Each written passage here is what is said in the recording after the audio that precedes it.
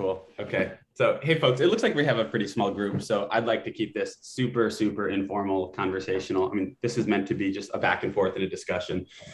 For anyone who I don't know and haven't met before, I'm Abe Solorio. I'm the program manager for Sustainable CT's Community Match Fund, which is the funding program through which we support local sustainability projects, some of which we'll talk about today in relation to this discussion. And joining us is Jillian Shea from Connecticut Resource Conservation and Development Area, where she works as their education and outreach coordinator. And Jillian also runs Plant Her Garden Coaching, which offers consulting, education, and installation services for all things gardens. So I think she also has like 4 other jobs. So Jillian, if those come up, feel free to talk about all the different things you're doing.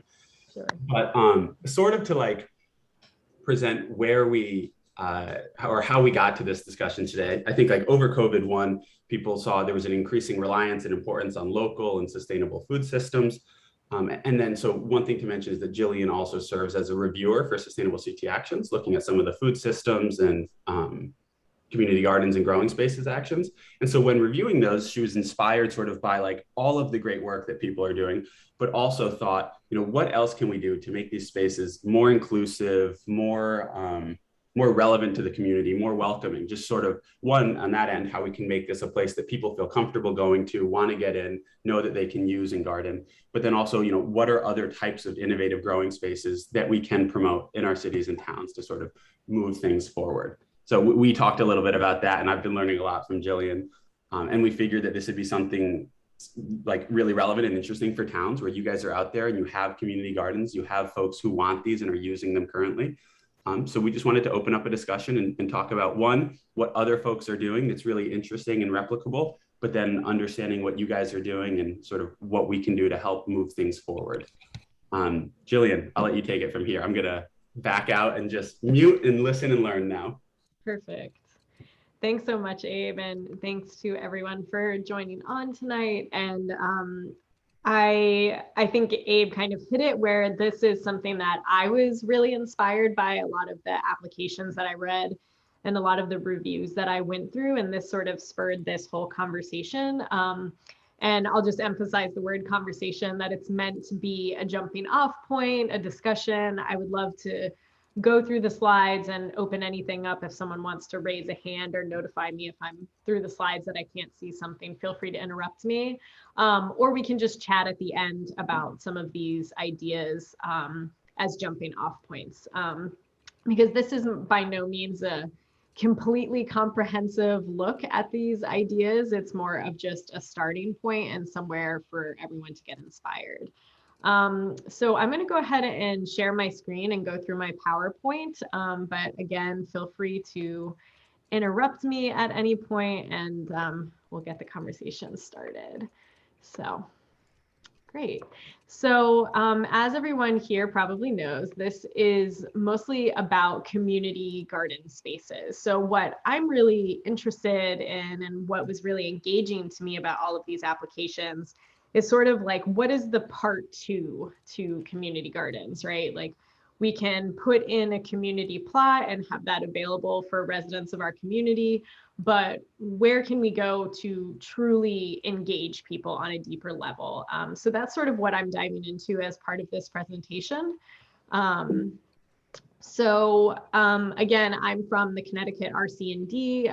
We are a very wide-reaching nonprofit that does a lot of community engagement programs. So that can look like youth engagement, which I work on a lot, and energy projects and all sorts of things. So we cover a lot of ground, but as Abe mentioned, I'm a Jill of all trades. So I'm also a flower farmer. I run my own, garden coaching business. And I manage the Connecticut Flower Collective. So I do a lot of different things in the agricultural space. And I'm really interested in how to bring new people into these spaces, how to provide education and resources to people, and specifically young people actually, who are interested in getting engaged in the agricultural field. So let's get growing. I don't know if you can still see me in the corner, but I've provided a picture of this book, To Dwell is to Garden, which is sort of punctuation throughout my presentation. I came across this book in a dollar bin at Book Barn in Niantic, and it has actually spurred a lot of inspiration for me. I'm going to get into some of the portraits that are throughout it later. But it's just sort of a fun thing to reference as we get into this conversation that, community gardens aren't brand new. They came around originally, I believe, in the 1800s, but became popularized by the civil rights movement in the 60s. And there's a lot of, we've come a long way, but in certain ways, we've also sort of simplified some of the original model. So I just kind of want to reference this book if you're interested in learning sort of more about the history of community gardens and some of the places that it held for community members for a long time. This is a really great jumping off point, and it's something that I'll sort of reference throughout the presentation. But I just like the line of the introduction of this book, which is to say that community gardens are a politics of self-help and local empowerment, not a politics of charity or reform for the poor, that it's meant to be a space for people to feel empowered and to grow on their own. So I just really like that, that as the punctuation for this. So diving right in. One of the first steps that I find to be really crucial about innovating garden spaces and public garden spaces specifically is removing the intimidation barrier. So when I lead garden education courses, I always start off by being like, who here kills everything that they touch, when it comes to plants? And I always have a ton of hands of people who want to get into growing, but are also completely intimidated and also almost have this like badge of honor about being bad at it. And I feel like for some people, it might not be a badge of honor and instead is a reason to not get involved at all. So I feel like one of the first things that we do as part of offering community spaces, community growing spaces to people is to say, where are you starting out? What is your experience level? And how can we help facilitate your experience in this growing space? So to tell a quick story, I have a friend who recently moved into a new town, went to apply for a community garden space, and essentially received a pretty straightforward application that was like his name and $40 or whatever it was to apply for that garden plot for the year. He received an email back, great, you got the space, have fun, see you later. So I felt like when he told me that there was a lost opportunity there, that in the intake process itself, that's an extremely powerful time to get to know the people who are interested in getting involved. So you already have somebody reaching out saying, hey, I want to apply for this space, which is already a step that we've overcome, right? Is getting people to know it exists. But then to say, okay, now that you're interested, let's do a real intake with you. Let's see what your experience level is. If you're an expert, but you don't have land and you just want to use this space to grow, in my friend's case, he's an experienced farmer who just doesn't have land of his own. Maybe you have something to offer to our community. Maybe you can offer classes for new people who come on. Or are you a complete beginner and we can offer you some of these resources? So first step, what is your experience level? A really important detail that I think also gets overlooked at the beginning phase is how many people are you trying to feed with this community space? A lot of community garden spaces have, the conventional wooden 4x6 plot for everyone, but are we able to potentially change up some of our systems to where we're accommodating people with large families and we're accommodating people with small families? And maybe there's a different price structure there, or maybe there's a sliding scale to where we can adapt these spaces so they're actually able to grow enough to potentially feed their family. So how many people are you trying to feed? Also asking in this intake process, what are you interested in growing? And if you haven't grown anything before, sometimes people are just like, I don't know, I just want to try, seeing if something grows and seeing what I can do. But then diving deeper and asking, what do you eat on a regular basis? And if if you're sort of in a food desert type area, or you feel like you haven't had access to fresh food, not what do you eat, but what did you grow up eating? Or if you could eat anything that's fresh out of the garden, what would it be? What would your perfect meal look like? And getting some of these answers from people to where you know that this community garden space is actually going to serve their needs, I think is a great way to reduce the barrier of, just a space to grow and a space that's actually going to nurture the people who are a part of it. And then taking that a step further, where outreach is not only, reaching out to the people who have applied, but saying, once you have been, accepted into the garden program, let's say, we're going to pair you up with a mentor who's going to give you a garden tour. They're going to show you areas where you might be able to do things like check out fertilizer, check out books that, can give you these resources, and spend an hour with a garden mentor who can sit down and draft up a plan for you, get your wants and needs, help you design your space. And then you have people who are much more engaged and much more invested in their space doing well, because they have a roadmap on how to carry out those goals. So kind of just thinking a step further of like, not just how do we fill these spots, but how do we get people engaged with growing in this space, and how do we make it a meaningful community area for them to grow? And really evaluating the cost element too. That's different in every municipality and town.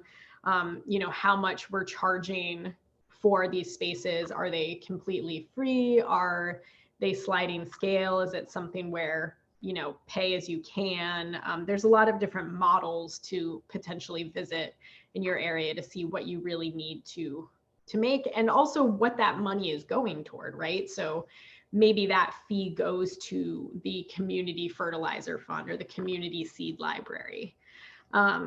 So for the first slide, that's a lot of information, but the idea is to say, how can we take that first step to engage and get people less worried about the process of growing potentially their first ever garden, and potentially with people they've never met? That can be a very intimidating process starting out. So later on, Abe is going to talk about how, if this is something that inspires and motivates you, that there's funding by Sustainable CT to potentially implement some of these changes, for a garden mentor, for example. So he'll kind of touch on that at the end of the presentation when he gives some examples as well. So you'll see my last bullet point. I already touched on some of these things, but also thinking about community days where everyone is maybe involved with helping one person with a certain big project, or shoveling out a bunch of compost that's been donated by the town and distributing it across all the plots, things that make it a truly community space versus just like every individual person on their plot doing their own thing, and creating opportunities for shared resources where you're not only reducing the intimidation barrier to the act of growing, but the financial barrier of feeling like, I can have a space here for free maybe, but I might not be able to afford X, Y, and Z to be able to really make this garden thrive. To provide those additional resources might make a big difference. So moving on from that is not only how do we engage people differently or on a deeper level, but how do we innovate these spaces to where we're not just looking at that conventional 4x6 wooden garden plot, right? What are the different models of what a community growing space can look like, and in various locations around Connecticut, let's say. And what's great is there's a ton of innovation right now. So in that previous picture, that was a commercial aquaponics system, a different kind of raised bed. So on the left-hand side here, you'll see a few examples of soil-less growing methods. And I'm also currently working on a school project where I'm focusing a lot on drought tolerant plants and rain gardens that are collecting water and, basically water conservation centered gardens, and what opportunity for education there is around that as well.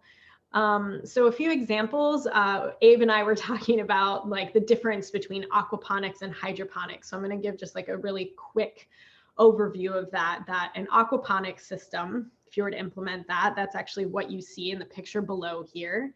And the reason I know that is because this blue tank in the middle has fish inside of it. So an aquaponics system essentially uses the waste that's generated by fish to circulate and filter through a system where the plants in this blue bed over here, their roots are essentially hovering over the water and taking in the nutrients that is passing through them. And then it's getting filtered back into the fish tank, and it's a continuous loop that goes on, which is obviously a great way to conserve water. You rarely need to add any, and the system sort of takes care of itself. I always provide a caveat to that taking care of fish and maintaining fish health is not necessarily a given. I've done it on a commercial scale, and it comes with its challenges just like any other form of farming. So people are really fascinated by this method, but I always like to provide a little bit of caution that there are some limits to what you can do within these systems, but they have much more versatility if you're working in, city spaces or in confined small areas.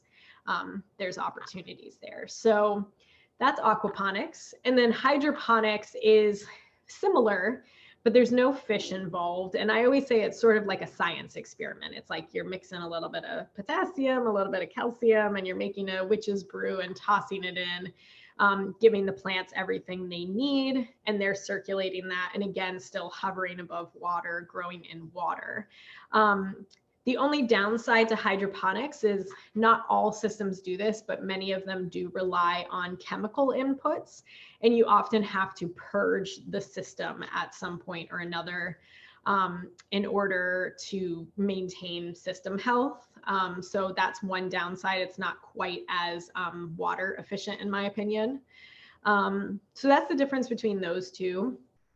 And last, I kind of mentioned tower growing, which is typically a hydroponic system that has these convenient little packets that you pour in, and it creates a growing space in a vertical method, which I think more people are seeing now.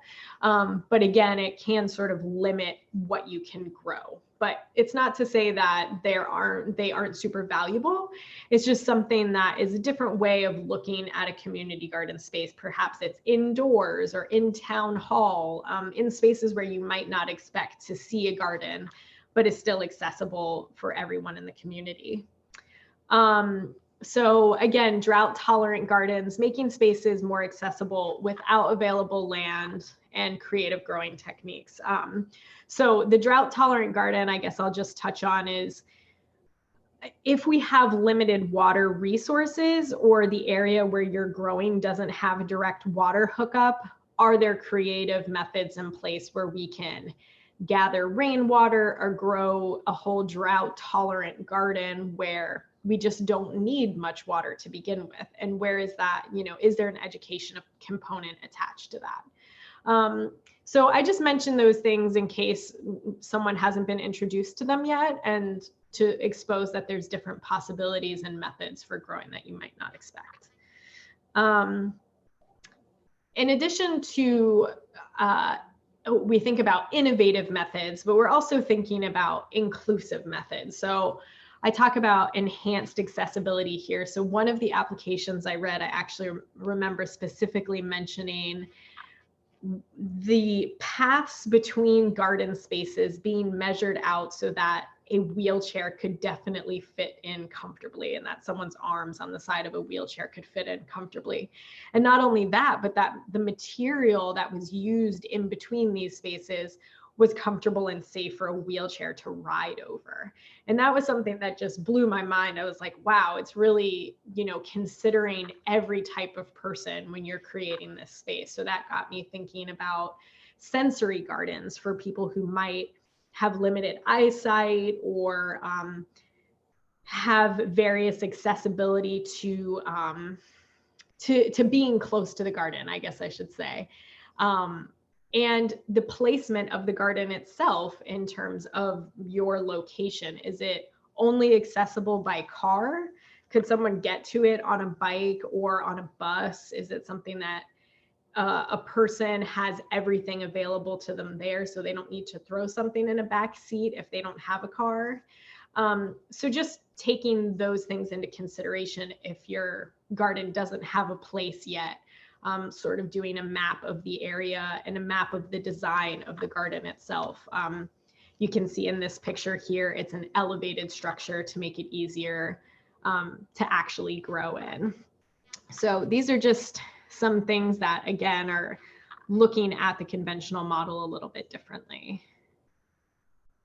Yeah, so those are sort of more practical approaches, and I view this slide as a little bit more of a creative approach, thinking about it through more creative outreach even. So the living wall makes me think of public outreach. If you're walking by and you see a building covered in kale, you're probably going to turn around and ask questions, you know, and that is something that a community can build together and create information right around that. So if people walking by a municipal building, for example, or something on Main Street, that gives them information on how to access this space. If there's people who are traveling by bike or by foot, they're able to find out more, because sometimes it's just people don't even know that these community spaces are available to them.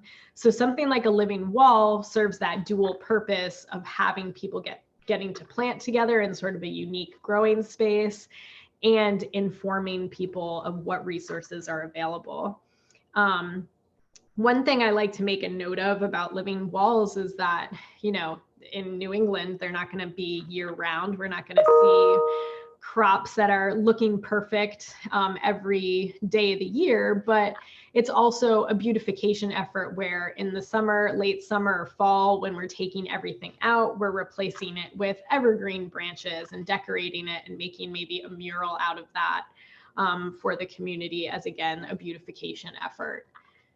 So an extension of this, this picture would maybe be considered an edible mural, but there's also opportunities for public snack gardens, which in my experience requires really successful signage and an engagement component. So that might look like planting a sidewalk strip. It's sometimes called a hell strip, where it's in these areas that are maybe heavily polluted or trafficky and they can be accessible by people walking. And when there's signage and maybe a gate around it or a small fence that has really great information on the beginning that says, pick some lettuce and plant a lettuce seed, where there's a box of lettuce available, you know, waterproofed box that has lettuce seed inside, that once you cut a leaf, you can plant a new plant at the same time, and giving instructions on how to do that. And the next time they come and the lettuce plant that they seeded is coming up, and they can harvest it for the next time, or someone else can. So kind of providing opportunities for engagement. I view living walls and snack gardens and hell strips as opportunities for more passive engagement without the commitment of, you know, growing a year-round plot if that's not something people have time or resources for. So yeah, that I mentioned here, the public attention element. So the other thing that this To Dwell is to Garden book really inspired me on was a big component of this book is portraits of the people who run these community gardens, essentially, of them engaging in this space. And that got me thinking that art is a huge opportunity for public engagement and to showcase the work of the growers. So they're not just kind of like doing this in private if they don't want to.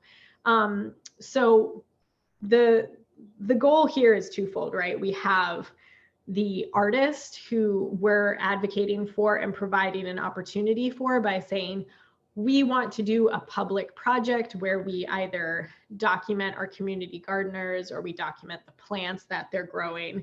And we want to have a public art show for you in our library or town hall. We're going to make an event and invite people, and 2 representatives from our community garden are going to speak with anyone who comes about how they can get their own plot or how they can get engaged.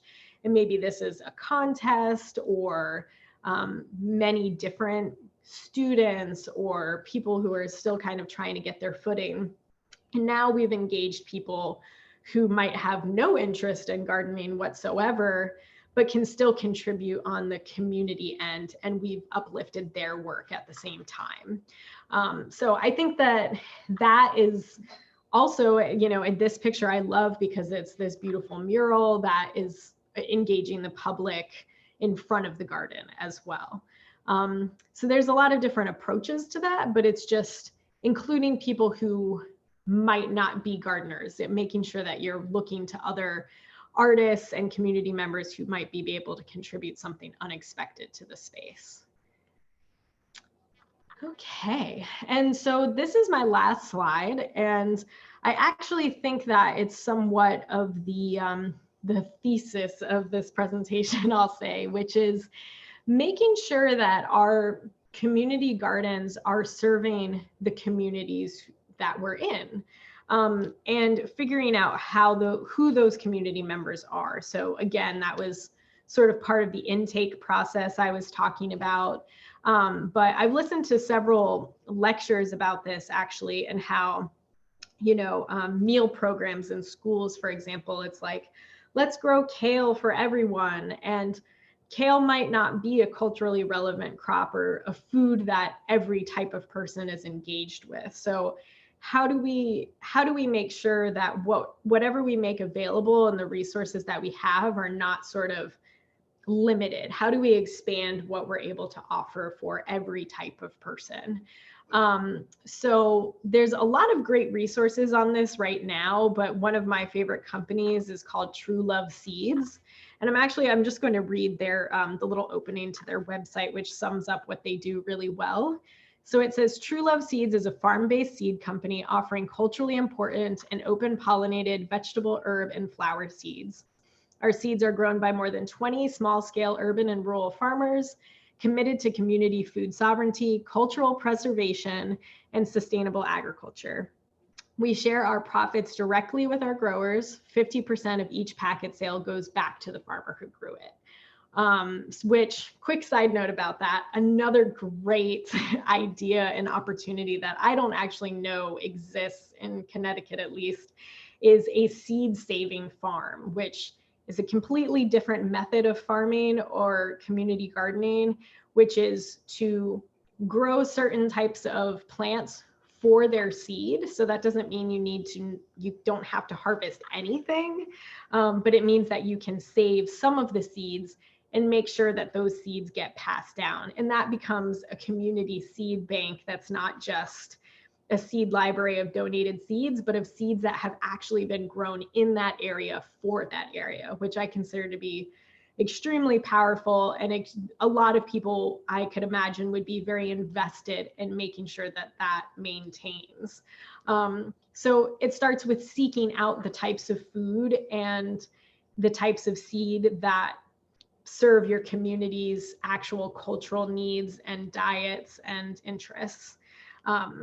So that's just another good food for thought. And especially, I did also read an application that I thought was incredible of a community garden that specifically donated all of the food that was grown there, and making sure that if we're doing a project like that, when we're donating, are these foods that the people who are receiving them actually want to eat? Is it part of their life experience to eat X, Y, and Z? So just considering those details in a new way. So thank you so much. That is my full presentation. I would love to open the floor and sort of discuss people's thoughts and hear what Abe has to say as well. So thank you guys. So I have a million questions and like things, add-ons and whatever tangents to run off to. But I knew it. Like we've talked about this before, right? I knew I was going to love this and that it was going to be like purely educational for me. So thank you for that. That was awesome. Yeah. So before I go into a whole bunch of things, do any of the folks on the call, do you guys have questions? Do you want to talk about things that you've done in your gardens, right? If there's something that you heard and said, hey, we're doing that. Like, obviously we'd love to know about it because the whole part of our program is that, you know, everything is shareable, that we get these applications and these points and the actions that you did. But then the point is to make that available to other communities so that they can see something, go, oh my God, we can do this too. And we don't have to start from zero and do all the research and figure it out. We can reach out to this neighboring town and just talk to them and mimic what they did. So before I talk about match funding and some of the projects that we've seen, do you guys have questions? Do you want to talk about any of this stuff? I'll open it up for you guys.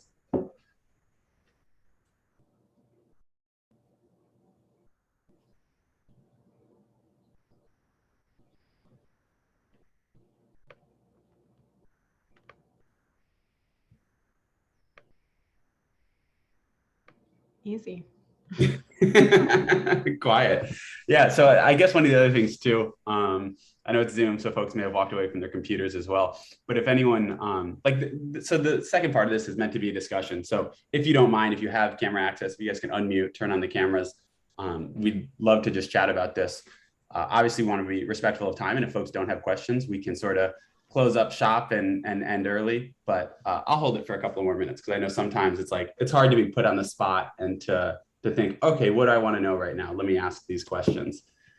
Jillian, some of the things I thought about while you were talking, which was really fun actually to think, was we have a couple of projects that like align exactly with some of the images and the slides that you had. So in Hartford, there's the Broad Street Art Garden, which is, it's like a 3-purpose space that SINA, so the Southside Institutions Neighborhood Alliance, and then Delene Falcon, who's a neighborhood volunteer and resident.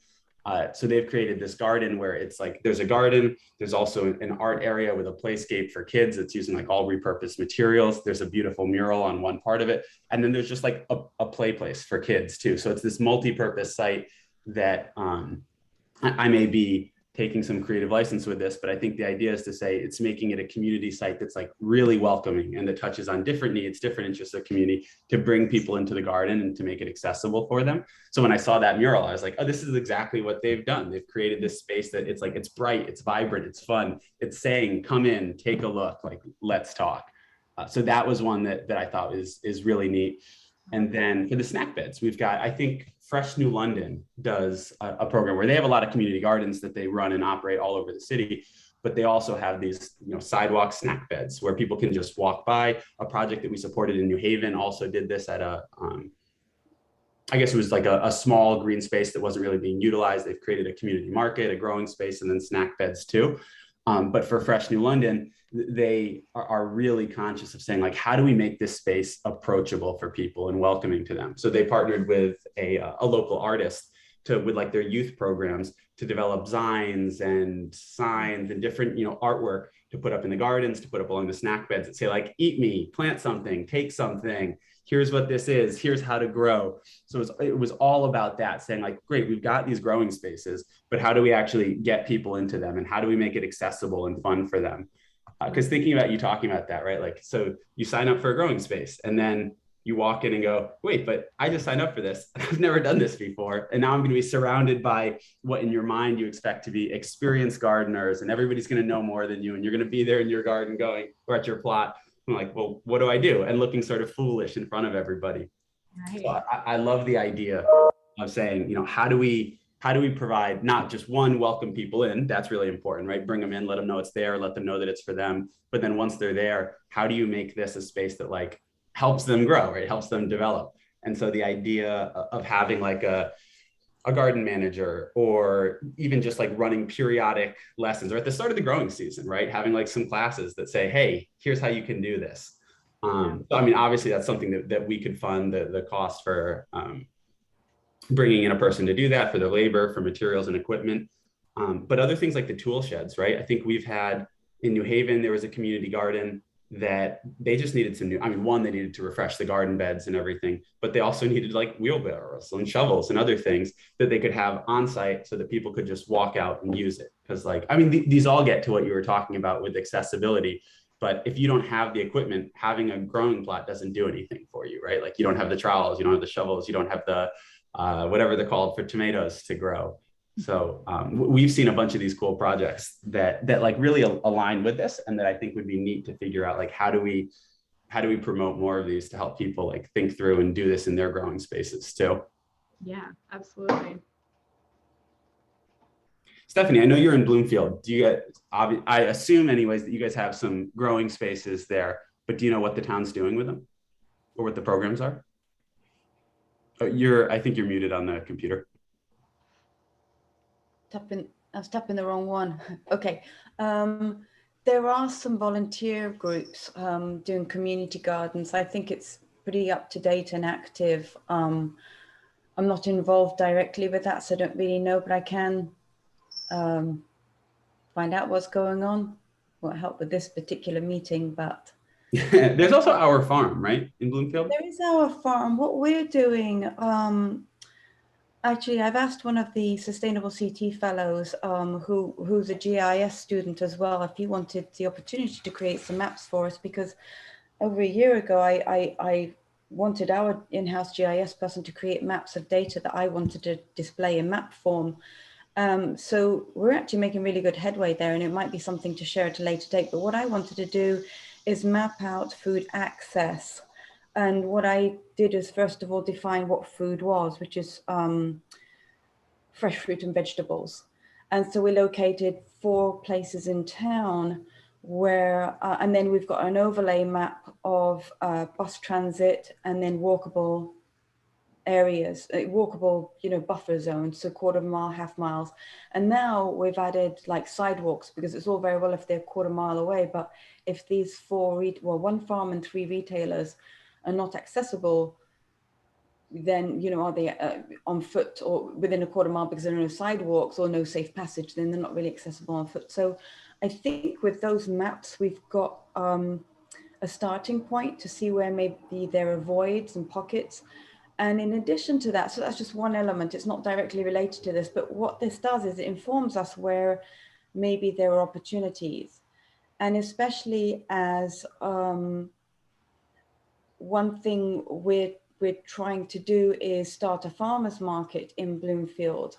And so the farmers market that we're wanting to put together, we want to do an RFP that's extremely inclusive, that is going to be well in advance of the actual, so we're hoping in the fall to put out the RFP to farmers or soon to be farmers to get all their administrative stuff in order, so that they could be maybe small farmers in town who provide especially unique and ethnic foods for the population. It's an extremely rich population insofar as a lot of people from the islands.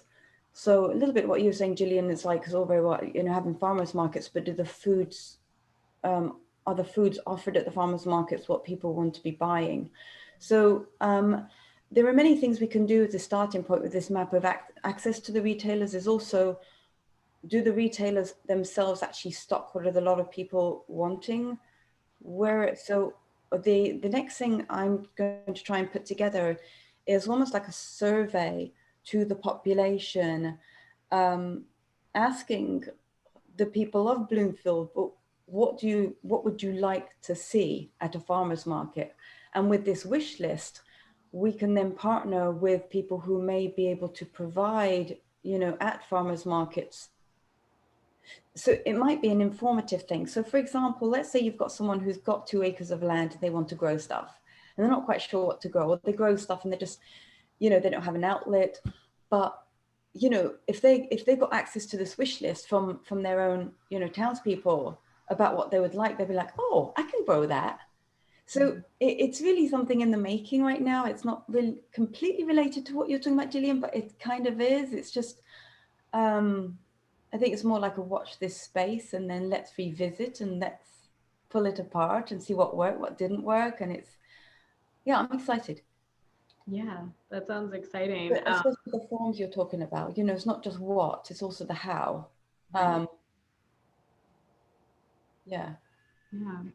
The RC&D is actually working right now on a project called Access to Agriculture. And it's similar, it reminds me of what you're saying. We worked on some GIS stuff, but it's mostly in working with bus lines. I have to double check the two names of the bus lines, but where we're creating sort of like a digital map of all of the farms, farmers markets, and retailers in the area that provide, farm grown food.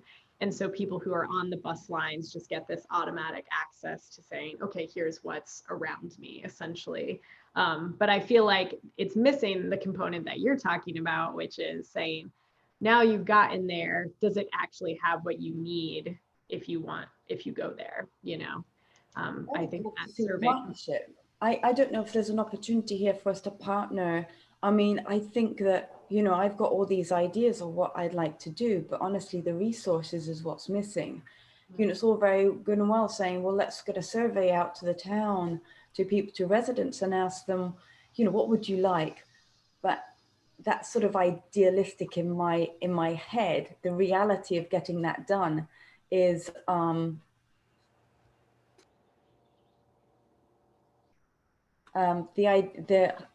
reality of getting that done is a whole lot more complicated, isn't it? Yeah. How do we get a survey done? How do we finance a survey? How do we really get to as many people as possible? And how do you get the survey back, right? So like the community match fund could help to fund the survey for this, right? Because it's something that would be relevant. I mean, you're getting out to community to find out what type of locally produced food they want. I mean, that aligns with our actions on food systems, but like surveys are hard, right? It's not just creating the survey and asking relevant questions. It's also then survey response rates, right? Like this is a real challenge to actually get people to respond.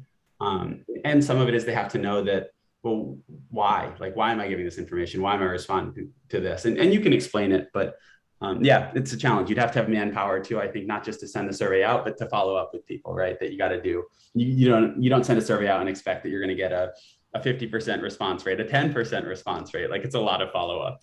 But even 10% would be nice. Let's say you had even 100 people really from the community saying, we'd like to see this, and we can't find these in the retailers that are currently on offer.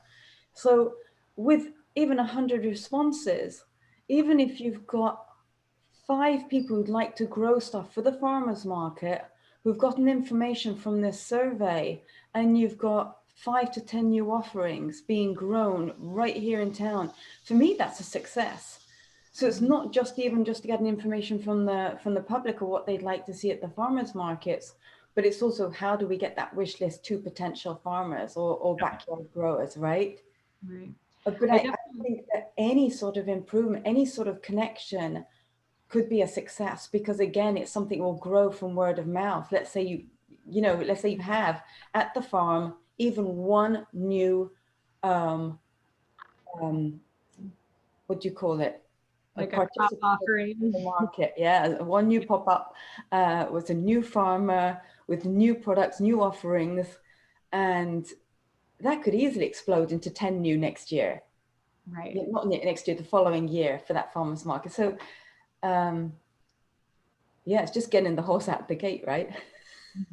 Yeah. And I think it's also like the survey would be, I think the number of the survey would be really powerful for the farmer, because oftentimes farmers might get a suggestion, but to know that they'll actually be able to make money off of it is definitely important.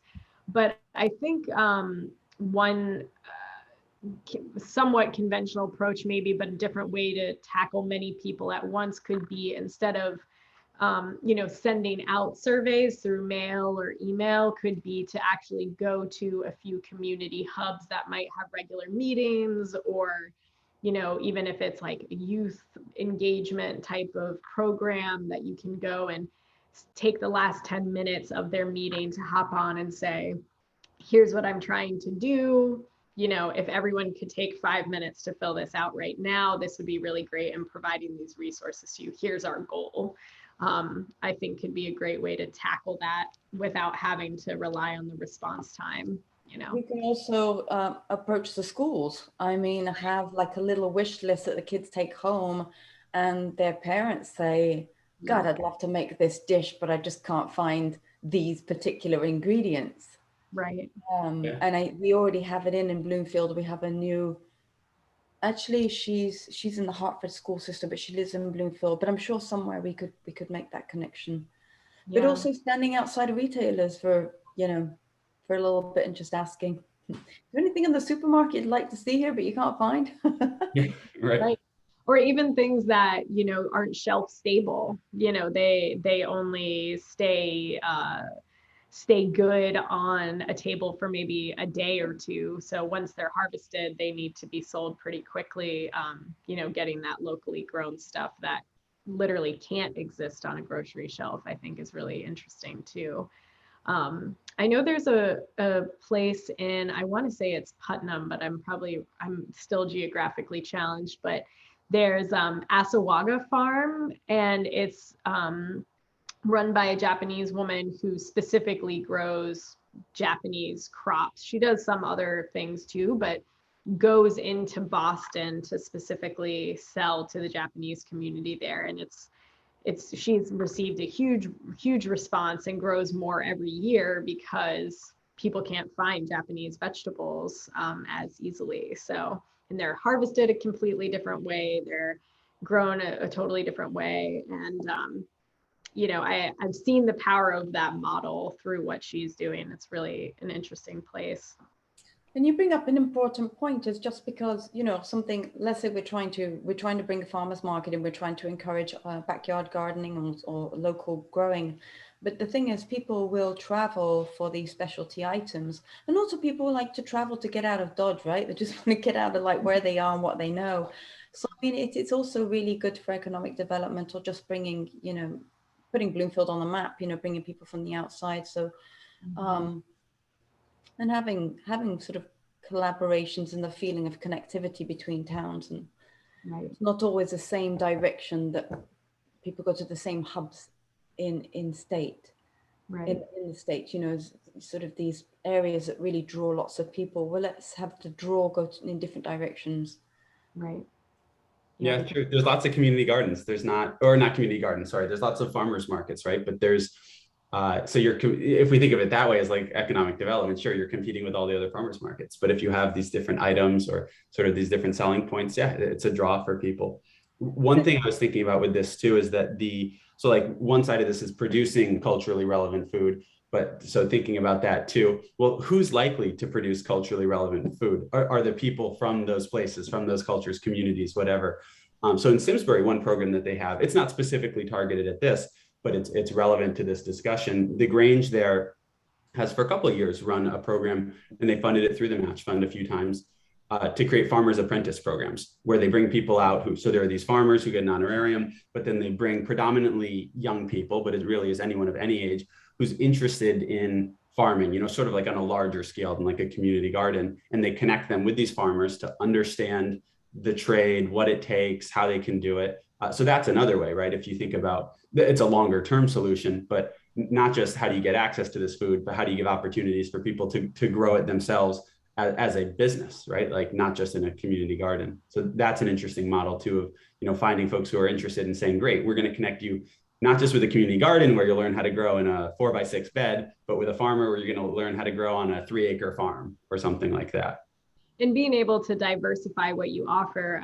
We work with, we're doing some veteran farmer programs as part of CTRC&D, and we've worked with a lot of veterans who I've noticed grow pretty much exclusively meat products, which is something that, you know, coming out of something, learning how to do that.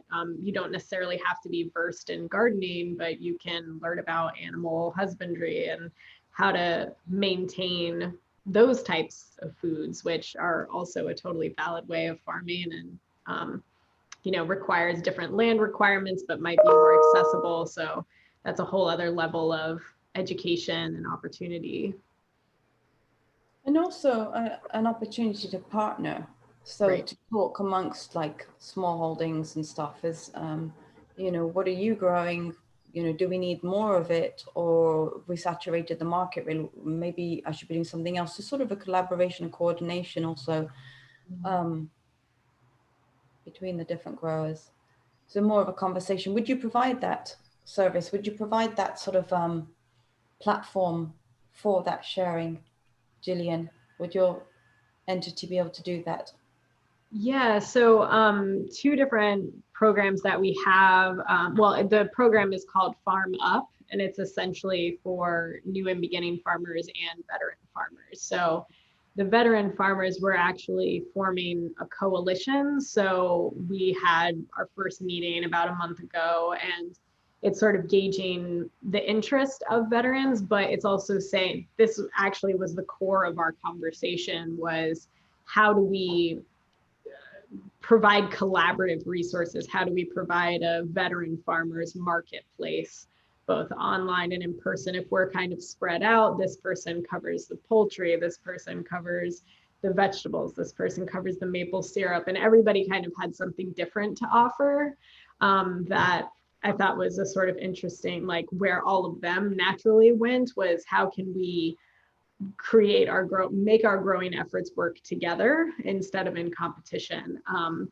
And I know that the New Beginners Farmers Alliance in Connecticut as well does a lot of information sharing. And I don't know that it's quite collaborative necessarily. In certain areas, there might be shared resources, but I think there's definitely opportunity for that. We talk about that actually in the Flower Collective as well. We provide a lot of crops to wholesale buyers, but sometimes everyone has, you know, fields and fields worth of feverfew, and, you know, we have 3 people who want to buy it, and we're like, oh, if only, you know, one person did the feverfew and all these people worked on something else, we could have kind of shared the wealth basically, instead of everyone just selling a little.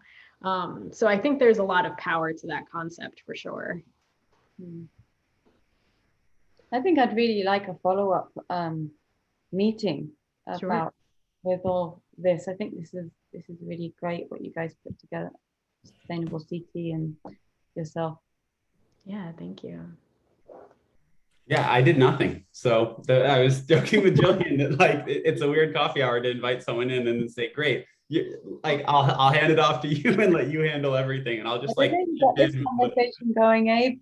Yeah, discussion after the presentation. So no, I mean it's just not something I know a ton about. So Jillian and I have talked a couple of times, and every time it's like, this is awesome. It's so much fun just for me to learn about this stuff and hear the different examples. So thanks again for doing it, Jillian. I want to be mindful of time. I know we're just about at 11 o'clock. Sorry, I'm in Seattle right now, so I'm on West Coast time and putting that together. But I mean, obviously, like you guys can connect. What was that? Is the air really like smoky over there? Well, it's been okay. It's very overcast today. Not unusual for Seattle, but well, we heard we've got haze here, and it really is from the fires on the West Coast. That's what we heard in the news this morning. I'm like, really? And it really is a little hazy. I'm like, wow. Interesting. It was the clearest it's been here yesterday. We could see the mountain ranges all around. So I don't know, maybe today will be different, or maybe I'm delusional, but it hasn't been bad yet anyways. Jillian, do you want to send your email in the, I mean, I can also just share your email, whatever works, but so that you guys can connect. Yeah, and if anyone watches this recording or anyone else sitting in, don't hesitate to reach out. If you have an idea for a project or thoughts on things, I can always, you know, give you some feedback or have a brainstorm sesh or anything like that. So happy to do that. If something comes out of it and there's a funding need, we can help to fund it. So that's sort of the fun part here, is that like if this inspires ideas for projects, there's resources, Stephanie, you mentioned this, are always like, that's often an issue, right? Like money stops things from moving forward. So this is, I would imagine just about anything that comes out of this is going to be a fit for our program. So if it inspires an idea, feel free to reach out to me as well. And we can do some group think on this and get some projects off the ground. Awesome. Other than that, thanks for joining, Jillian. Thank you again. Torin, I'll leave it to you to figure out the recordings, but this will, it'll end up being posted on our website too. So you'll be able to access this and share it with folks. Great. All right. Yeah, thanks for having me. Bye, everyone. Thank you. Bye.